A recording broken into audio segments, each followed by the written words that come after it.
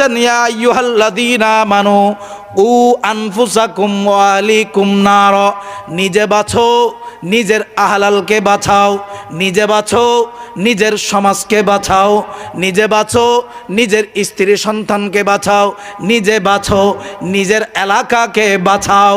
সুবহানাল্লাহ বলেন না। এ ইমাম সাহেব, এই সমাজের সর্দার, কাল কিয়ামতের ময়দানে আমার আল্লাহ আমাকে আপনাকে দাঁড় করাবে। এরপরে তোমার মুসল্লিদের বিষয়ে তুমি সাক্ষ্য দাও। সুবহানাল্লাহ বলেন না। তোমার এই মুসল্লি তোমার বিরুদ্ধে এগেইনস্টে প্রস্তাবনা দিয়েছে, তুমি নাকি হক কথা বলো নাই, শরীয়তের সঠিক কথাটা তাদের কাছে পৌঁছাও নাই। তোমার এলাকার মধ্যে আমানসাপাড়ার যেই যুব সমাজ ছিল, যেই মুরব্বী সমাজ ছিল, যেই মহিলা সমাজ ছিল, এই তিনটা সমাজ তোমার আওতাধীন থাকার পরেও কাল কিয়ামতের ময়দানে আমি মনিউদ্দিনকে কাঠগড়ার মধ্যে সবাই আসামি বানাবে। সুবহানাল্লাহ বলেন না। ভাইয়ের আমার, বাবার আমার, মনে কষ্ট আনার সুযোগ নাই। আল্লাহ বলবে তা'মুরুনা বিল মারুফ। যখন ডিজে পার্টি হচ্ছিল তখন তুমি ডিজে পার্টিকে যাও নাই কেন? এলাকার মুরব্বী তিনজন সাথে নিয়ে ওই জায়গার মধ্যে দাঁড়াও নাই কেন? এলাকার মুরব্বী যদি ডাকতা তাইলে তোমার ডাকে সাড়া দিত। সুবহানাল্লাহ বলেন না। কারণ ওই সিস্টেমটা আমি আল্লাহ তোমাকে দিয়েছি।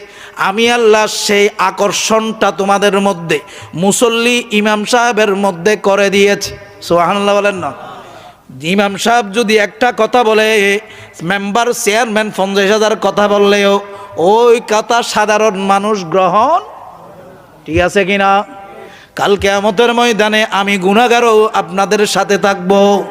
এই জন্য আমি বারবার বলতেছি তা'মুরুনা বিল মারুফ।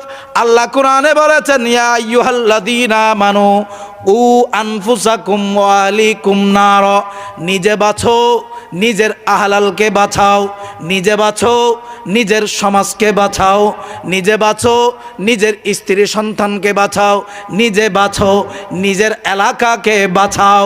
সুবহানাল্লাহ বলেন না। এ ইমাম সাহেব, এই সমাজের সর্দার, কাল কিয়ামতের ময়দানে আমার আল্লাহ আমাকে আপনাকে দাঁড় করাবে। ওই সময় ইমাম সাহেবের মর্যাদা এমন হবে, আল্লাহ বলবে ইমাম সাহেব আলাদা জায়গার মধ্যে দাঁড়াও। এরপরে তোমার মুসল্লিদের বিষয়ে তুমি সাক্ষ্য দাও। সুবহানাল্লাহ বলেন না। তোমার এই মুসল্লি তোমার বিরুদ্ধে এগেইনস্টে প্রস্তাবনা দিয়েছে, তুমি নাকি হক কথা বলো নাই, শরীয়তের সঠিক কথাটা তাদের কাছে পৌঁছাও নাই। চাকরি চলে যাবে, আছে কিনা? মনে কষ্ট পাবে, সমস্যা আছে কিনা?